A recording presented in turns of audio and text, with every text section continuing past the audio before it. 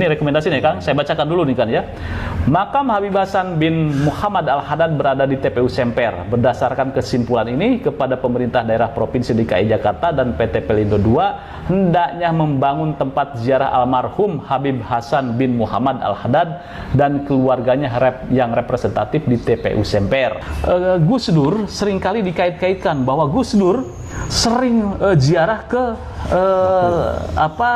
Mbah Priok. Yeah. Dan juga mengakui keberadaan bahwa disitulah makam Mbah Priuk dimakamkan. Nah ini sepengetahuan Anda ini, apakah pernah Kang Sulaiman itu mengantar Gus Dur ziarah ke makam Mbah Priuk atau tidak? Untuk ke makam Mbah Priuk? Selama saya ikut Gus Dur saya belum pernah ke sana. Yang ngajak Gus Dur atau Gus Dur ngajak saya belum pernah. Buku ini ditulis 2010. Gus Dur meninggal 2009 Desember. Jadi kalau ada yang mengatakan bahwa buku ini dimansuh ya, istilahnya direvisi oleh Gus Dur gitu kan ya. Itu jelas bahwa itu tidak mungkin gitu ya. Tidak mungkin. Iya. Kalau zaman saya kan ketika ada orang minta kata pengantar atau minta buku atau minta apapun itu, iya, kan Gus Dur selalu minta bacain kan? Iya. Makam Mbah Priuk itu menjadi polemik dan perdebatan sampai sekarang. Apakah Habib Zain Al-Haddad benar dimakamkan di sana atau seperti yang dikatakan hasil riset? Bagaimana menurut Anda?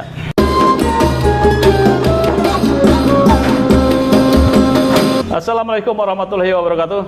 Waalaikumsalam warahmatullahi wabarakatuh. Pemirsa pada Suara TV, saya bersama dengan Kang Sulaiman, mantan ajudan atau asisten Gus Dur. Tentu banyak mengenal Gus Dur, kemana ziarah Gus Dur, kepada siapa saja bertemu, baik ke luar negeri atau luar negeri. Nah, saya ingin sedikit tergelitik ini, Kang. Yeah. Karena saya kemarin tuh memang ini saya sudah dapat lama buku ini, kasus Mbah Priuk, studi bayani wa tahqiq terhadap masalah makam X TPU Dobo. Ini kata pengantarnya Kiai Haji Ma'ruf Amin, Ketua MUI Pusat waktu itu. Kemudian M. Yusuf Kala, Ketua Umum PMI, Kiai Haji Munzir Tamam, Ketua Umum MUI DKI Jakarta, ini almarhum. Jadi buku ini cetakan pertama itu Agustus 2010. Nah, ini ada susunan tim pengkaji kasus makam X TPU Dobo Koja Jakarta Utara. Ini pengarahnya Kiai Haji Ma'ruf Amin, Ketua MUI Pusat, kemudian penanggung jawab Kiai Haji Munzir Tamam, Ketua Umum MUI DKI Jakarta, beliau sudah wafat. Kemudian PJ Administratif ini Dr. Haji Samsul Ma'arif, kayaknya sekarang jadi Ketua PWNU DKI. Sekum MUI DKI Jakarta, Ketua Tim Dr. Haji Safi Mufid, Ketua Komisi Pengkajian MUI DKI Jakarta, Sekretarisnya Haji Habib Setiawan SIP MSI. Nah, saya tidak tahu Habib karena namanya Habib atau Habib di Balawi. Tetapi ini yang menarik di sini bahwa banyak sekali mengkaji dan saya kira netizen itu sudah banyak mendapatkan informasi. Di antara kesimpulan dan rekomendasi ini, kesimpulannya terdapat kekeliruan informasi sejarah sebagaimana tertulis dalam Risalah Manaqib versi ahli waris yang tertuang dalam Gapura Makam yang tersebar di media massa dan yang diketahui publik setelah peristiwa Koja 14 April 2010. Kekeliruan tersebut terdapat pada, ini banyak sekali nih poin-poinnya, urutan waktu pada sekitar tahun kelahiran dan kematian Habib Hasan Al-Haddad yang anakronistik atau mengalami kekacauan. Ini versi dari tim pencari fakta ini ya, kasus Mbah Priuk itu. Bukan pencari fakta, tapi tim peneliti. Jadi tahun kelahiran dan kematian yang tersebar ke publik adalah lahir pada tahun 1727 dan meninggal pada tahun 1756. Sedangkan yang benar adalah lahir pada 1874 dan meninggal pada 1927. seputar riwayat hidupnya dan dikatakan sebagai seorang dai atau mubalik, padahal sesungguhnya beliau adalah seorang yang tawadu atau orang saleh yang bekerja sebagai seorang pelaut di kapal dagang Said Syekh bin Agil Madihiz. 3. Habib Hasan Al-Haddad belum pernah sampai ke Batavia karena meninggal dalam perjalanan. Jadi penyebutan sebagai penyebar Islam di Jakarta yang tangguh dan mempunyai kehebatan tertentu tidak didasari oleh fakta yang dapat dipertanggungjawabkan. Ini banyak lagi nih, banyak rekomendasi, kesimpulan masalah keagamaan, kemudian ada kultus, kemudian kesimpulan masalah keberadaan makam, kesimpulan masalah persepsi dan perilaku publik. Banyak sekali di rekomendasinya. Pada intinya di sini, nah, rekomendasi masalah keberadaan jenazah atau riwayat makam, ya, ini rekomendasinya Kang, saya bacakan dulu nih kan ya. Makam Habib Hasan bin Muhammad Al-Haddad berada di TPU Semper. Berdasarkan kesimpulan ini, kepada pemerintah daerah Provinsi DKI Jakarta dan PT Pelindo II hendaknya membangun tempat ziarah almarhum Habib Hasan bin Muhammad Al-Haddad dan keluarganya yang representatif di TPU Semper. Pemerintah daerah Provinsi Jakarta dan PT Pelindo juga harus membangun petilasan atsar di bekas makam TPU Dobo untuk menghormati almarhum Habib Abdullah bin Musin Al-Atas, Habib Hasan Al-Haddad, Kiai Haji Mi'an, pendiri Masjid Al-Fudzola, dan ulama lainnya. Teknis pembangunan petilasan dibicarakan dengan pihak yang terkait. Nah, dan lain sebagainya nih. Nah, jadi pada intinya itu salah satu rekomendasinya Kang Sulaiman. Iya. Nah, nanti saya akan membahas juga gituan ya dengan orang yang berinteraksi gituan ya, termasuk dengan ketua PWNU nih, Ki Samsul gitu kan, karena di sini harus bertanggung jawab ini Ki Samsul gituan ya untuk menjelaskan. Nah, saya tidak akan berbicara tentang polemik buku ini atau hasil penelitian, tetapi Gus Dur seringkali dikait-kaitkan bahwa Gus Dur sering ziarah ke Mbah Priok, dan juga mengakui keberadaan bahwa disitulah makam Mbah Priok dimakamkan. Nah, ini sepengetahuan Anda ini, apakah pernah Kang Sulaiman itu mengantar Gus Dur ziarah ke makam Mbah Priok atau tidak? Iya. Saya ikut Gus Dur tepatnya itu kan tahun 2000 sampai 2009 ya. Ya. Memang Gus Dur itu sering melakukan ziarah-ziarah. Namun kalau untuk di Jakarta biasanya Gus Dur itu kan sering ziarahnya salah satunya ke Pangeran Jayakarta ya. Iya. Oh, Pangeran Jayakarta. Iya. Terus ke makam Mbah Priok. Ya, Luar Batang. Luar Batang. Oh, Luar Batang. Ya, di situ. Kadang sama Habib Lutfi soalnya ke sana. Tapi kalau untuk ke makam Mbah Priok, selama saya ikut Gus Dur saya belum pernah ke sana. Oh, belum pernah Kang Sulaiman mengajak Gus Dur ziarah ke sono? Iya, saya ngajak Gus Dur atau Gus Dur ngajak saya? Belum pernah. Iya. Makanya waktu itu saya pernah diskusi dengan sahabat beliau ketika beliau masih sehat dulu, namanya sama Mas saya. Haji Sulaiman. Haji Sulaiman roti gitu aja terkenalnya. Iya.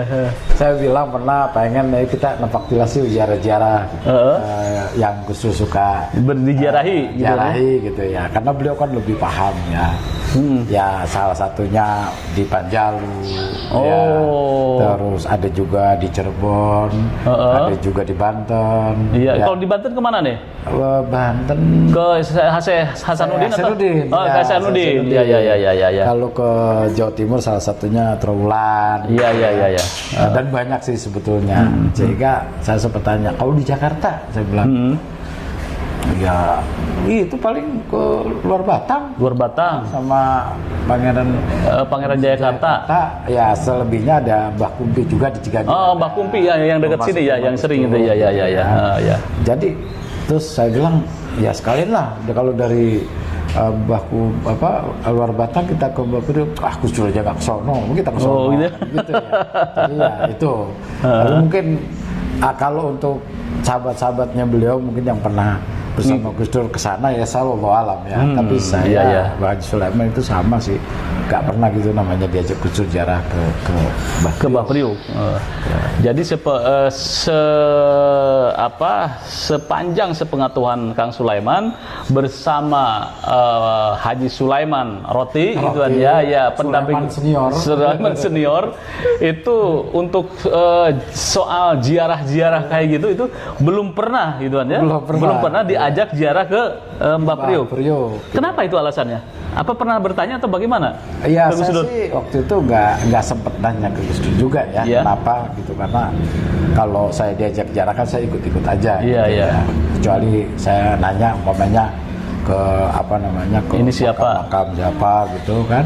Ya paling Gus Dur cuma bilang oh ini orang alim gitu ya. Terus Gus Dur, saya bilang Bapak berarti ada komunikasi. Enggak lah gitu ya. Walaupun ketika ziarah kan saya suka lihat beliau kan habis tahlil zikir gitu kan dia diem gitu ya. Lama, kadang sampai ketiduran gitu ya. Bisa jadi ada komunikasi ya, karena yang tahu passwordnya Gus Dur aja kan, saya nggak dikasih tahu, jadi Gus Dur bisa komunikasi. Kira-kira seperti itu. Tapi biasanya kalau Gus Dur itu berziarah itu apa yang biasa beliau baca-baca begitu kan? Ya umum sih ya, doa ahli kubur gitu ya, baca yasin, nggak layaknya orang zikir. Cuma setelah itu kan Gus Dur agak seperti ya kalau saya lihat, saya suka perhatiin gitu ya, Gus Dur diem gitu ya sambil entah baca apa gitu, karena kan nggak ada suara. Kalau zikir kan bareng-bareng sama kita. Kadang sama majur kunci saya suka ikut atau saya cukup berdua. Kontemplasi penuh, konsentrasi penuh ya. Nanti kalau udah saya man gitu. Kadang kan saya suka ketiduran juga karena pasti kan tengah malam ya.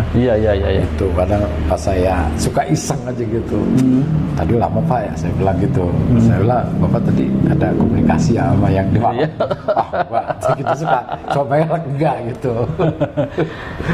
Saya dengar Gus Dur ketika berziarah itu kan ya, itu katanya membaca surat Fatihah itu sampai 1000 kali itu.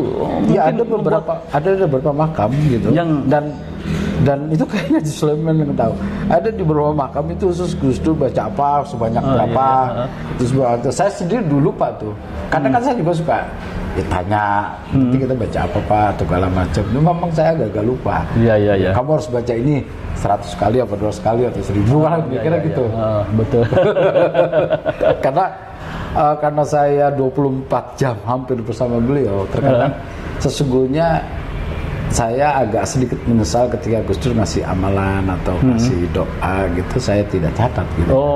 Padahal kalaupun mungkin waktu itu saya catat, bisa jadi saya amalin juga kan itu kan. Ya Gus Dur biasalah punya amalan-amalan sendiri kan. Iya. Oh gitu ya.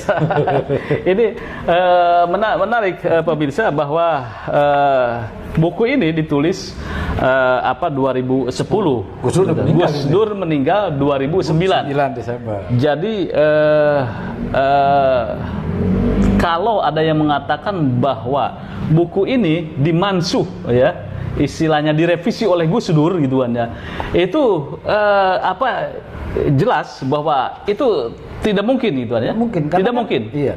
Kalau zaman saya kan ketika ada orang minta kata pengantar atau minta buku atau minta apapun itu, kan Gus Dur selalu minta bacain kan? Iya betul. Walaupun nggak semua isi buku, walaupun pada akhirnya Gus Dur bisa menangkap isi buku itu. Jadi Gus Dur cukup minta bacain bab, lalu ada subjudul. Nah, yang tertarik buat beliau kan biasanya minta dibacain.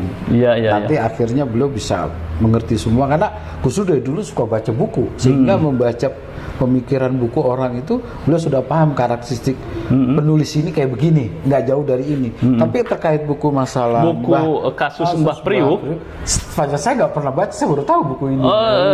Kang Sulaiman sendiri baru tahu ada buku ini. Iya, makanya saya agak tertarik tadi. Ada makam Mbah Priok. Jadi untuk menegaskan bahwa Gus Dur tidak pernah mengomentari buku tentang Mbah Priok gitu kan ya, karena Gus Dur wafatnya di 2009 ketika pemakaman selesai, kita pulang malam tuh udah tahun baru. Iya. Nah, sementara ini peristiwa kerusuhan di Koja Jakarta Utara yang terjadi pada tanggal 14 April 2010 Nah, ini telah banyak menarik perhatian publik. Ini memang polemiknya di situ. Kemudian muncullah buku kronologinya. Buku ini yang diinisiasi oleh tim pengkaji kasus makam ex TPU Dobo. Nah, ini salah satunya juga di sini kata pengantarnya oleh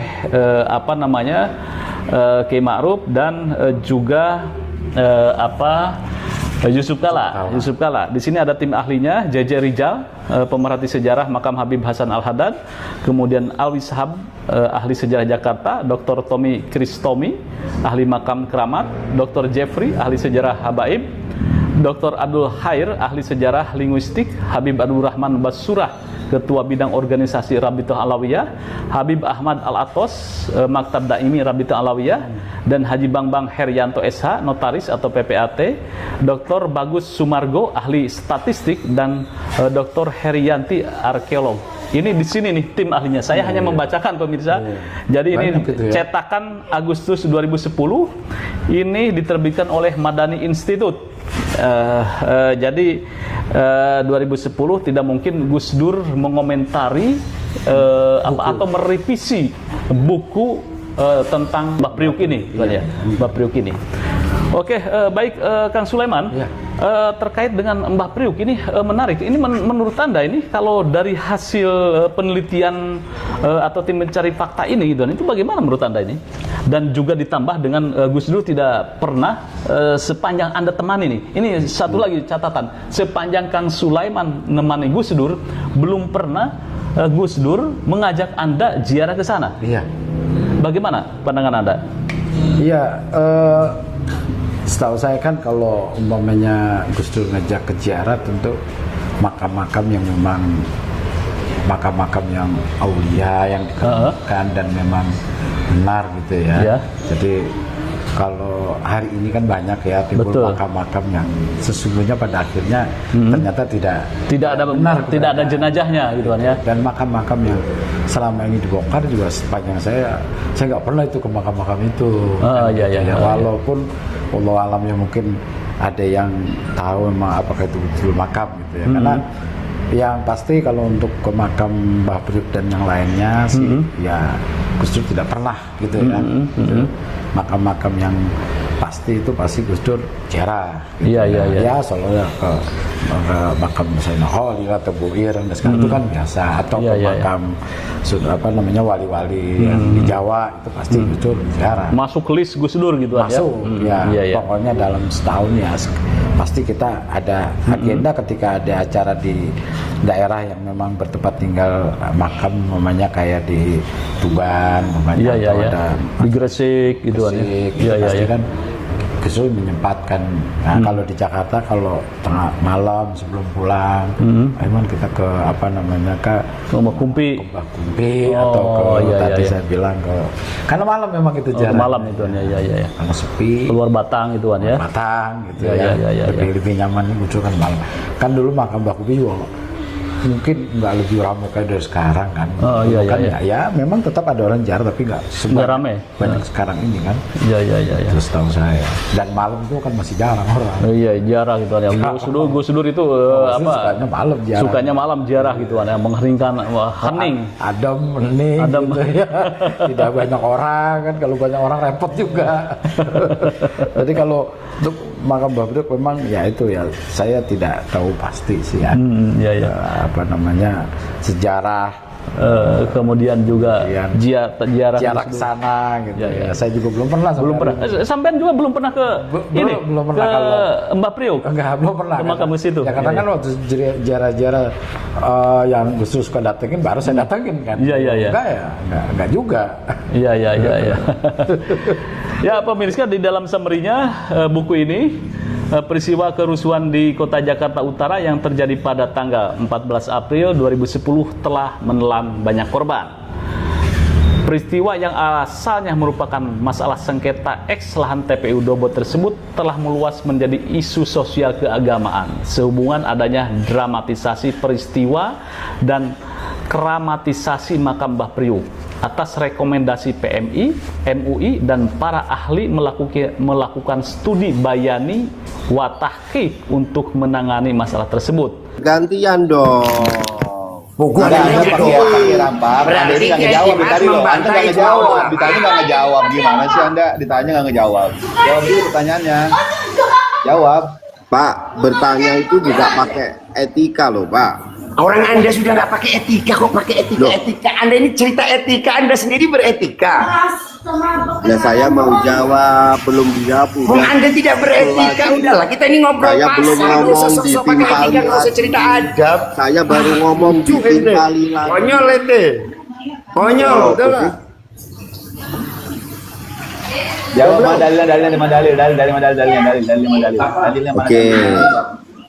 Ya, jadi gini, logikanya begini. Dalil logika lagi, ada dalil logika lagi. Asegaf ini pernah melakukan kejahatan itu di tahun 2005. Enggak, jangan pakai logika, jangan frame. Itu frame namanya framing. Enggak bisa. Antum berbicara ilmu nasab itu ilmu bagian daripada ilmu fikih. Halo. Helikopter. Nasab itu ilmu bagian daripada ilmu fikih. Ilmu fikih itu enggak abu-abu, jelas. Gini ya. Ilmu syariat itu jelas. Jadi kalau antum ngomong ilmu nasab itu bukan ilmu syariat ya kacau. Ya bukan. Nasab itu bagian daripada ilmu fikih. Kalau antum sudah menganggap ilmu nasab itu bukan ilmu syariat ya sudah. Dari situ aja antum sudah ngaco gitu loh. Dengerin dulu. Gantian, jangan pakai nafsu kalau bicara. Biar ada saling merespon gitu. Yang pakai nafsu itu Anda, saudara. Bukan. Bagaimana kita pakai nafsu? Saya baru ngomong sana sini. Anda menggunakan framing. Anda tidak berhujjah, tidak berdalil. Anda ngelihat hulul jannah aja nggak ngerti itu terkibnya jadi apa. Anda tidak berhujjah, tidak berdalil. Anda ngelihat hulul jannah aja nggak ngerti itu terkibnya jadi apa. Aduh, kemana-mana lagi. Saya tanya yadkhulu itu fi'il apa, kamu diem. Gimana sih? Ya itu pertanyaan anak SD saya. Nah kamu juga menanyakan ke saya pertanyaan anak MI gimana dong? Makanya karena Anda TK gitu loh. Kacau. Sekarang kita mau bahas apa? Tadi dalilnya mau bahas apa? Dalilnya. Jadi seyakin apa sih dengan catatan nasabmu? Kamu percaya nggak kalau yang dalilnya mana dalilnya? Dibuat-buat. Dalilnya mana? Percaya nggak?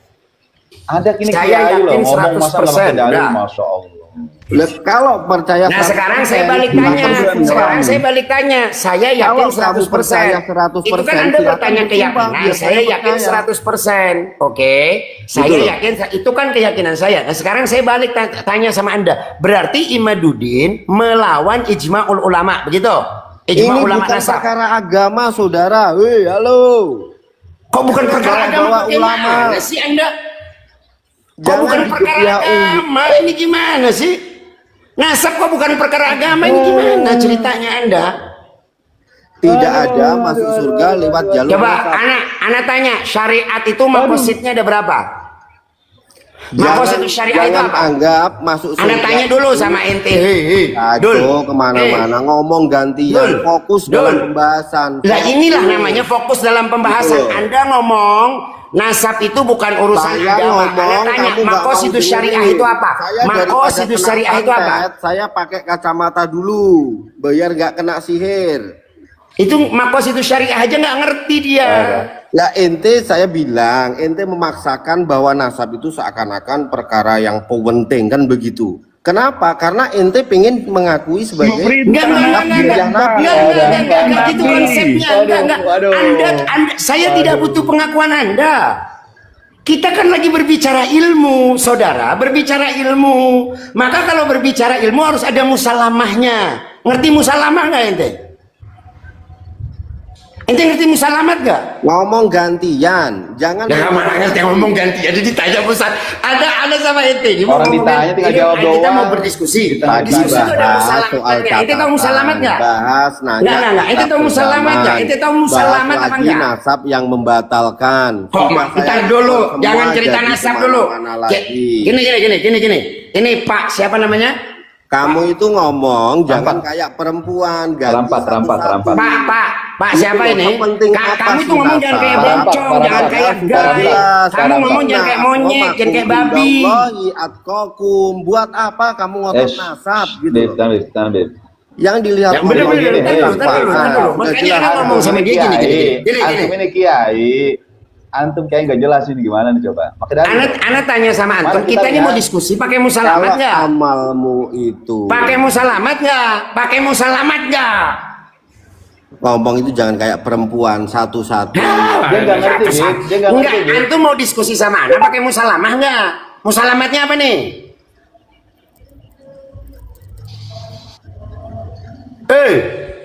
Apa musalamat maksudnya menyerahkan gitu? Nah itu coba Dewa musalamat aja nggak paham, terus dia mau diskusi gimana?